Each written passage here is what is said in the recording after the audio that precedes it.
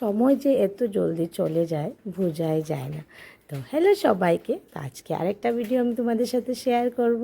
তো ভিডিওটা দেখে হয়তো বুঝে গিয়েছো তোমরা যে কিসের ভিডিও হতে পারে। তো এটা কালকের ভিডিও ছিল। কালকে আমার পাপার 7 মান্থ কমপ্লিট হয়ে গেছে। তো তার জন্য আমরা কিছু একটা সেলিব্রেশন করলাম।